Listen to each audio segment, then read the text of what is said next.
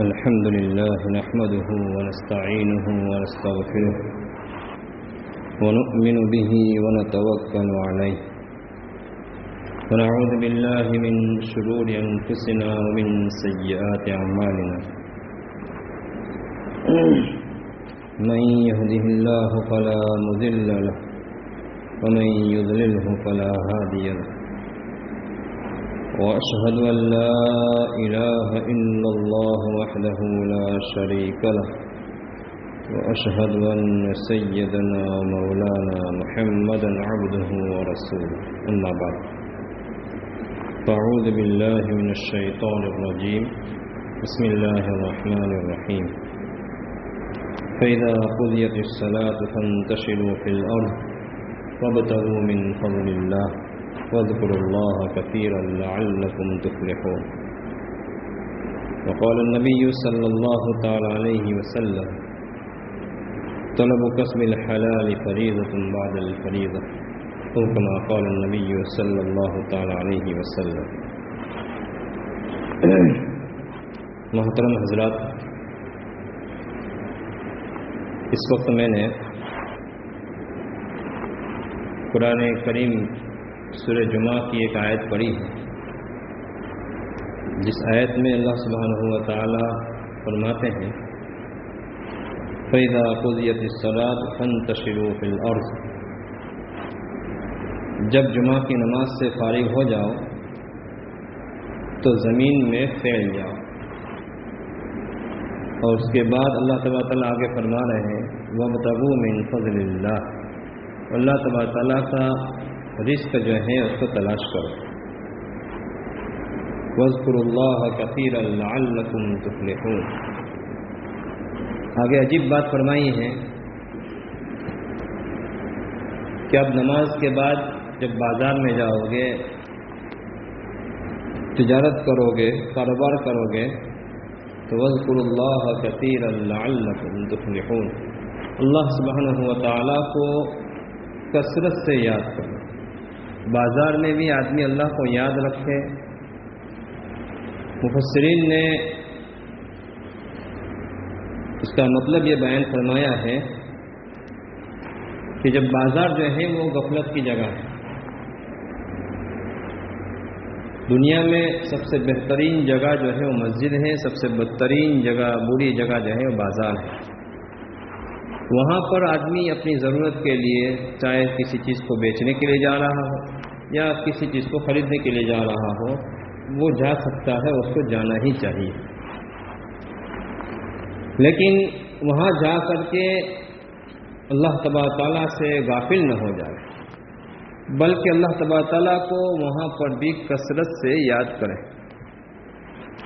کثرت سے ایک یاد کرنے کا مطلب تو یہ ہے کہ زبان سے اللہ تبارک تعالیٰ کا ذکر میں مشغول رہے، دھیان اللہ تبارک تعالیٰ کی طرف لگا ہوا ہو.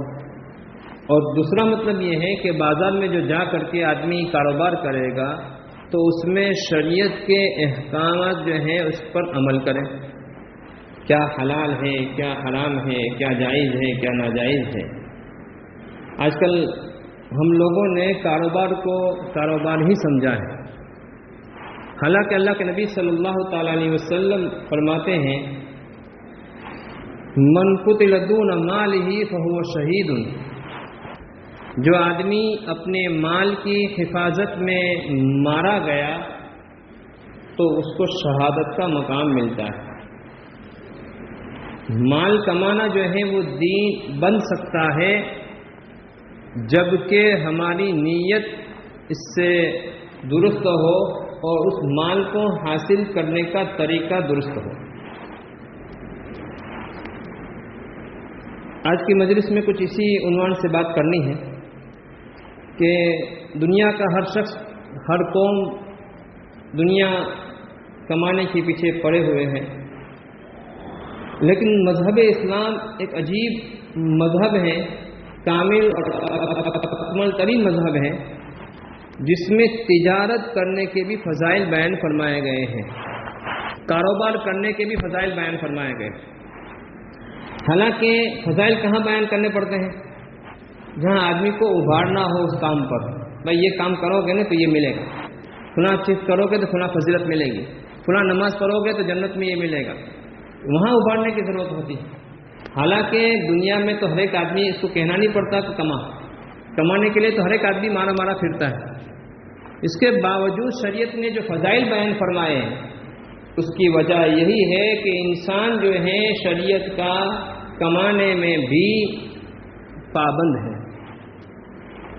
اگر وہ شریعت کے مطابق کام کر رہا ہے، شریعت کے مطابق کما رہا ہے، تو اس کا یہ کمانا دین بن رہا ہے، اس کو ثواب مل رہا ہے، وہ ایک فرض ادا کر رہا ہے۔ جیسا کہ میں نے روایت پڑھی، طلب کسب الحلال فریضۃ بعد الفریضہ، حلال روزی کمانا یہ فرائض کے بعد ایک فرض ہے۔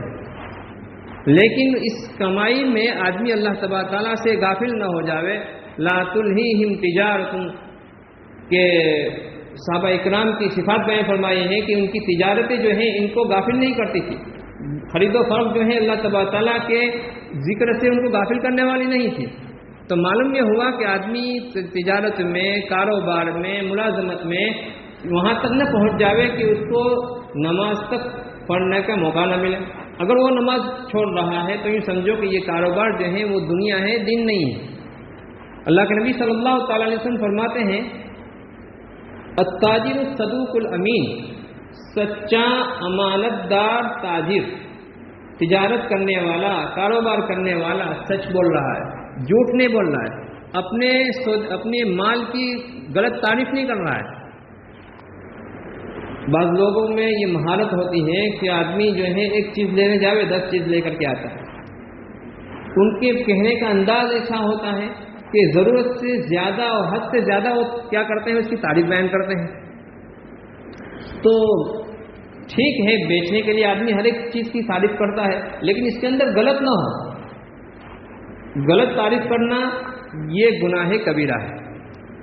تو التاجر الصدوق الامین، سچا امانت دار تاجر، اس کا حشر اللہ تبارک تعالیٰ اللہ کے نبی صلی اللہ علیہ وسلم فرماتے ہیں مع النبیین والصدیقین والشہداء، کل قیامت کے دن اللہ سبحانہ و تعالیٰ اس کو انبیاء علیہ الصلوۃ والسلام، صدیقین اور شہداء کے ساتھ اٹھائیں گے۔ کتنی بڑی فضیلت ہے۔ وہ آدمی جا کر کے بازار میں 12 گھنٹے 8 گھنٹے 10 گھنٹے کاروبار کر رہا ہے، اور کل قیامت کے دن اس کو نبیوں کے ساتھ اٹھایا جائے گا، صدیقین کے ساتھ اٹھایا جائے گا، شہیدوں کے ساتھ اٹھایا جائے گا۔ حالانکہ بستر پر موت آئی ہے لیکن شہادت کی موت کا ثواب مل رہا ہے۔ کتنی بڑی فضیلت ہے، ذرا سوچنے کی بات ہے۔ یہ ایک روایت اللہ کے نبی صلی اللہ علیہ وسلم بیان فرمائی۔ دوسری روایت یہ ہے کہ اللہ کے نبی صلی اللہ علیہ وسلم فرماتے ہیں التجار، یعنی یہ کاروبار کرنے والے لوگ، یحشرون یوم القیامہ، قیامت کے دن ان کو اٹھایا جائے گا، فجارن، فاجروں کے ساتھ، نافرمانوں کے ساتھ، فاسقوں کے ساتھ، اللہ تبارک تعالیٰ کے دشمنوں کے ساتھ۔ اب ظاہر ہے کہ ابھی تو آپ نے بات سنی کہ سچا امانت دار تاجر جو ہے اس کو انبیاء علیہ الصلوۃ والسلام کے ساتھ، نیک لوگ صدیقین کے ساتھ، شہیدوں کے ساتھ اٹھایا جائے گا۔ اب یہاں پر اللہ کے نبی صلی اللہ علیہ وسلم کیا فرما رہے ہیں کہ تاجروں کو کہاں اٹھایا جائے گا؟ فاسقوں کے ساتھ، نافرمانوں کے ساتھ، ابو جہل کے ساتھ، ابو لہب کے ساتھ، فرعون اور حامان اور قارون کے ساتھ۔ پوری بات اگر دیکھیں سوچیں تو بہت بڑا فرق ہے دونوں باتوں میں۔ پھر آگے اللہ کے نبی صلی اللہ علیہ وسلم فرماتے ہیں الا من اتقى وبر وصدق، مگر وہ تاجر جو تقوی اختیار کرے، گناہ سے بچے، جھوٹ سے بچے، دھوکہ دہی سے بچے، اسی طریقے سے اپنے سامان میں اگر کوئی عیب ہے اس کو چھپا نہیں رہا، سامنے کہہ رہا ہے بھائی میں نے یہ چیز جو ہے اس کے اندر یہ عیب ہے، آپ کو لینا ہو تو لے لیجیے۔ اب ظاہر ہے اس آدمی کو بھروسہ بھی آئے گا، آپ کی دکان پر دوبارہ آئے گا بھی۔ آپ کسی چیز کو بیچنے کے لیے جائیے کسی کے ہاں، مثال کے طور پر موبائل بیچنے جائیے اور کہیے بھائی میرے موبائل کے اندر یہ خرابی ہے، دکان والا تھوڑی دیر تو آپ کو دیکھتا ہی رہے گا کہ یہ تو بیچنے آیا ہے، وہ اپنے مال کی برائی بیان کر رہا ہے، اس کو یقین ہو جائے گا کہ یہ آدمی جھوٹا نہیں ہو سکتا۔ اگر جھوٹا ہوتا تو اپنے مال کی جھوٹی تعریف کرتا، تو یہ جھوٹ نہیں بولتا ہے، دھوکہ نہیں دیتا ہے، غلط بات کہہ کر کے اس کو بیچ نہیں رہا ہے۔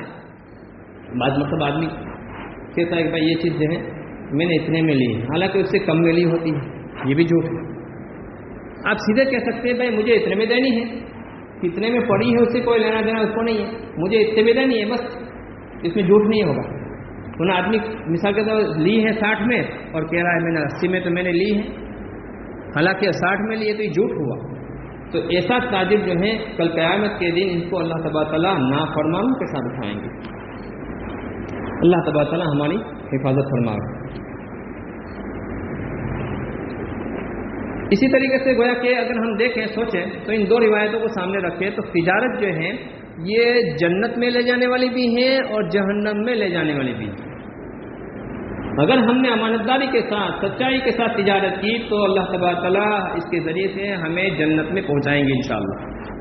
اور اگر نافرمانوں کے ساتھ ہو کر کے جھوٹ بولا، دھوکہ دیا اور غلط تعریف کی، عیب چھپا کر کے بیچا، امام اعظم ابو حنیفہ رحمۃ اللہ علیہ کے بارے میں آتا ہے اپنے شریک اور پارٹنر کے ساتھ کاروبار کر رہے تھے، کوئی چیز تھی، کپڑے کا سامان تھا غالباً، کہا کہ اس کے اندر عیب ہے، اس کو آپ بتا کر کے بیچنا۔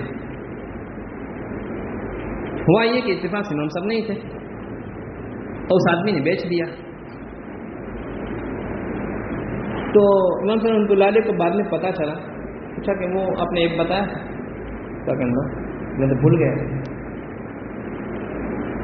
تو امام صاحب رحمۃ اللہ علیہ نے اس کی آمدنی جو تھی غالباً 30,000 درہم تھی، چاہے اس کا نفع ہوا تھا، اس میں وہ سارا کے سارا صدقہ کر دیا اور اس پارٹنر سے، اس شریک سے الگ ہو گئے۔ بھائی یہ میرے ساتھ نہیں، میں یہ کام نہیں کر سکتا، ایک چھپا کر کے میں بیچنا یہ گناہ ہے، لوگوں کو دھوکہ دینا۔ حالانکہ اگر کوئی چیز آپ نے بیچی ہے، دکان والے پاس دوبارہ آ رہا ہے گا کہ بھائی اس کے اندر یہ خرابی ہے، تو آپ کو بدل دینی چاہیے۔ بعض لوگ یہ کرتے ہیں کہ اس میں قیمت کم کر دیتے ہیں، مثال کے طور پر 100 روپے کی ہے تو 75 میں دے دیتے ہیں، تو یہ صحیح نہیں ہے۔ لینی ہو تو پوری قیمت میں لیں اور نہیں لینی ہے تو پوری قیمت میں واپس کر دیں۔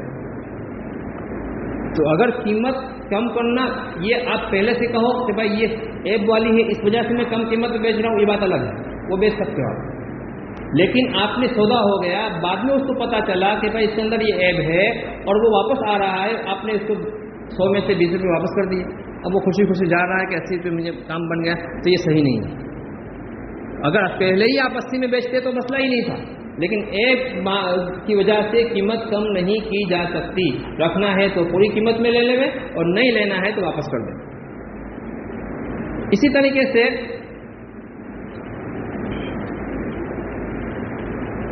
حلال مال جو ہوتا ہے اس کی بڑی برکتیں ہوتی ہیں۔ دیوبند میں ایک شاہ جی سے مشہور ایک آدمی تھے، بہت ہی نیک آدمی تھے۔ ان کا کام یہ ہوتا تھا کہ گھاس وغیرہ لا کر کے اس کو منڈی میں بیچتے تھے اور روزانہ کا ان کا مقدار اور بھاؤ اور قیمت جو ہے متعین تھی، 6 پیسوں میں بیچتے تھے روزانہ اس زمانے میں۔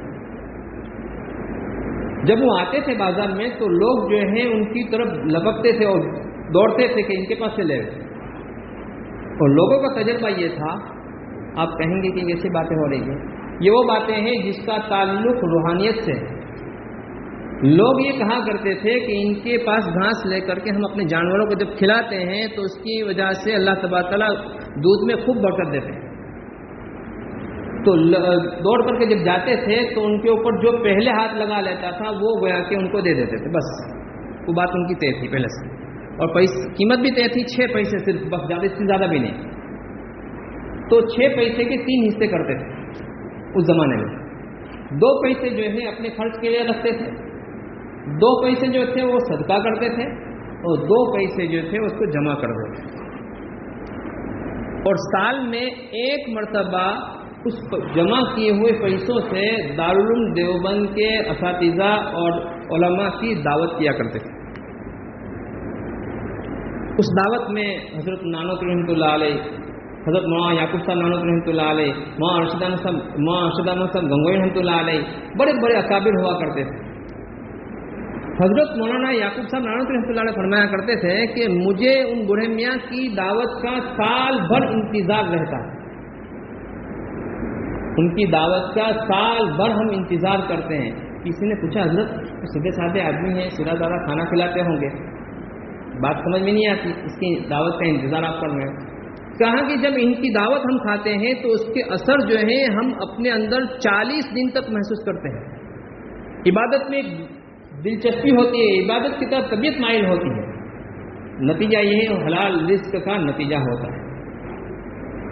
امام اعظم امام شافعی رحمۃ اللہ تعالی علیہ کے شاگرد امام احمد رحمۃ اللہ علیہ, امام احمد ابن حنبل رحمۃ اللہ علیہ. باتیں بہت ہیں, بس یہ بات بیان کر کے میں بات ختم کر رہا ہوں. ایک مرتبہ اپنے استاد کے یہاں مہمان ہوئے, امام احمد ابن حنبل رحمۃ اللہ تعالی علیہ.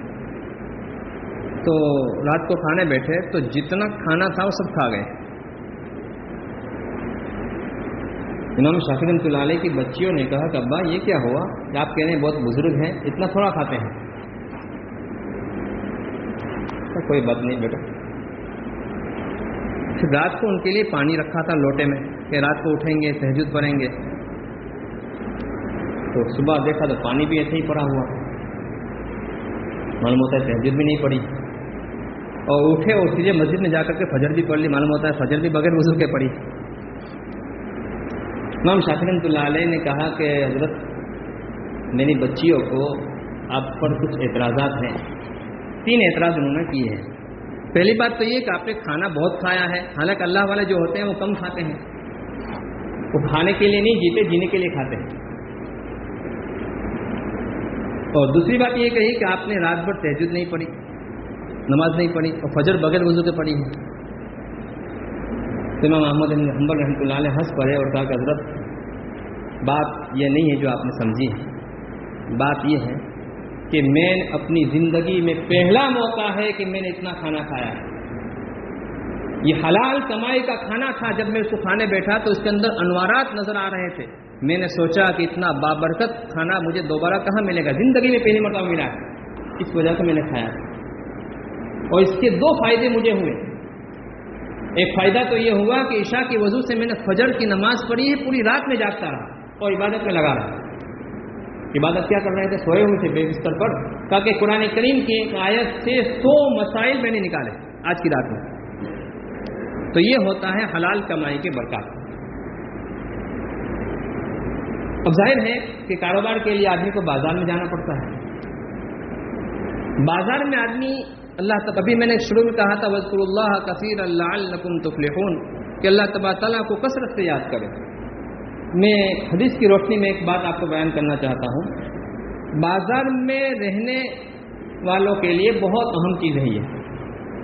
حضرت عمر فاروق رضی اللہ تعالیٰ عنہ سے روایت ہے کہ اللہ کے نبی صلی اللہ تعالیٰ علیہ وسلم نے فرمایا جو آدمی بازار میں جاوے اور لا الہ الا اللہ وحدہ لا شریک له لا الہ الا اللہ وحدہ لا شریک له له الملک وله الحمد یحیی ویمیت وهو, اس کے بعد آگے لفظ نیا ہے وهو حی لا یموت وهو حی لا یموت بیدہ الخیر وهو علی کل شیء قدیر. یہ اگر ایک مرتبہ پڑھ لے اس کی فضیلت سنیے اور اللہ تعالیٰ سے ایک وعدہ کیجئے کہ انشاءاللہ ہم اس پر عمل کریں گے. لا الہ الا اللہ وحدہ لا شریک لہ لہ الملک ولہ الحمد یحیی ویمیت. پھر آگے وہو حی لا یموت بیدہ الخیر وہو علی کل شیء قدیر. اللہ کے نبی صلی اللہ علیہ وسلم فرماتے ہیں تو اسے 10 لاکھ نیکیاں ملتی ہے. 10 لاکھ نیکی ملتی ہے. اب ظاہر ہے کہ بازار میں تجارت کرنے والے ہوتے ہیں, کافی وقت وہاں رہتے ہیں, اپنی زبان سے پڑھتے رہیں گے تو پورے دن میں کتنی نیکیاں ملیں گی, آخرت کا کتنا بڑا فائدہ ہو جائے گا. اور 10 لاکھ گناہ معاف ہوتے ہیں. اس کی وجہ سے 10 لاکھ گناہ اللہ تبارک تعالیٰ معاف فرما دیتے ہیں. اور اس کے لیے اللہ تبارک تعالیٰ 10 لاکھ جنت کے درجات بلند فرما دیا کرتے ہیں. ایک اور نسخہ میں آپ کو بتا رہا ہوں. حضرت ابو ہریرہ رضی اللہ تعالیٰ عنہ فرماتے ہیں کہ میں اللہ کے نبی صلی اللہ تعالیٰ علیہ وسلم کے ساتھ ایک مرتبہ جا رہا تھا اس حال میں کہ آپ کا ہاتھ میرے ہاتھ میں تھا. اللہ کے نبی صلی اللہ تعالیٰ علیہ وسلم بالکل اپنے صحابہ کے ساتھ بے تکلف رہا کرتے تھے، جیسے دو دوست آپس میں ایک دوسرے کا ہاتھ پکڑ کر جاتے ہیں، اس طریقے سے اپنے صحابی کو لے جا رہے تھے۔ دیکھا ایک آدمی کو کہ ان کی حالت بہت خستہ ہے، بہت پریشان ہے، پوچھا میں کیا ہوا؟ کہا کہ میں تنگ دستی کی وجہ سے، بیماریوں کی وجہ سے میری یہ حالت ہو گئی۔